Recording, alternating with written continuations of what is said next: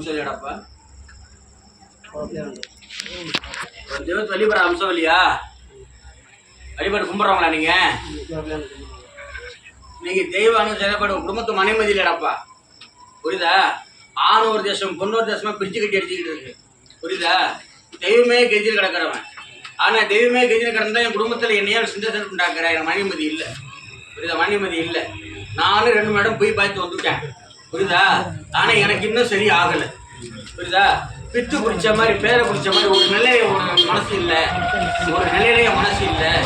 பல கனவு கொடுத்துட்டு பைத்தியக்கார மாதிரி செயல் உண்டாக்குற மாதிரியும். புரியுதா? என்னை அக்கடா தேசம் ஓட விடுற மாதிரி என்னை பைத்தியற மாதிரி மனக்கட்டில் தங்க விடாம பிரிச்சுக்கிட்டு வச்சுக்கணும் அப்படின்னு சொல்லிட்டு இருக்குதா இல்லையாப்பா? செயல்பாடு கொடுக்குது. இன்னைக்கு தெய்வம் ஆண்டதவர் தெய்வம் அநேக செயல்பாடு. இப்போ சுவாமி புரியுதா? சடை போட்டிருப்பான்டா ஐயா. புரியுதா? ஒரு எல்லை காக்கும் தெய்வம். புரியுதா? ஐயா புலி மேல வாகனம் வெள்ளை குதிரைக்கார தெய்வம். புரியுதா? சப்தகனி 7. புரியுதா? அமைஞ்சிருக்க 1 2 3 அமைஞ்சிருக்கும். ஒரு கங்கை ரோடுறப்ப அது இறக்கத்துல இருக்க முடியாது. அவன் கோவில்னு சொல்லிட்டு அடையாளம் இருக்குதுடா. இருக்குதா இல்லையாடாப்பா? வாய் திறந்து சொல்லலாம். இருக்கு.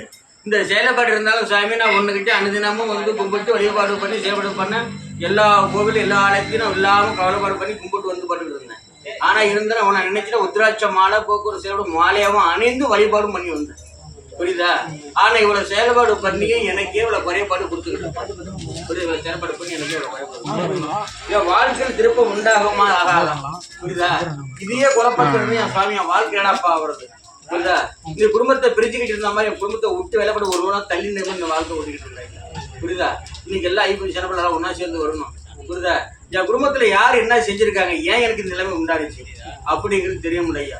அதனால வேண்டி நான் ஏற்கனவே போனேன். இருக்கிற ஒரு வார்த்தை சொன்னாங்க. ஆனா இருந்தா என் மனசு ஒப்பல்டா ஐயா. அதனால வேண்டி உன் காடி நான் தேடி வந்திருக்கேன்டா ஐயா அப்படின்னு சொல்லுற. அப்ப உண்மையா போயிடா 3 கூட குடும்பம்.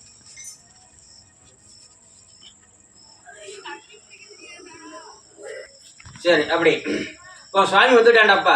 புரியுதா? சுவாமி வந்துட்டான்.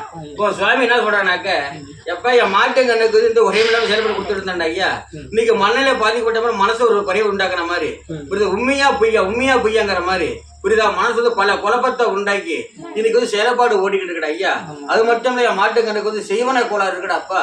இந்த செய்வன கோளாறுனால புரியுதா? செய்வன அதனால வேண்டி நான் உள்ள பூந்து நான் நோண்டுறேன்டா ஐயா. உனக்கு செஞ்சவன பின்னாடி செஞ்சு காட்டேன்டா அப்படின்னு உனக்கு வாக்கு கொடுக்குறேன்டா ஐயா. புரியுதா? கவலை வேணாம்டா ஐயா. உன் தெய்வம் தொண்டை இருக்காண்டா. கவலைப்படாரா? சந்தேகம் கேட்கறாப்பா.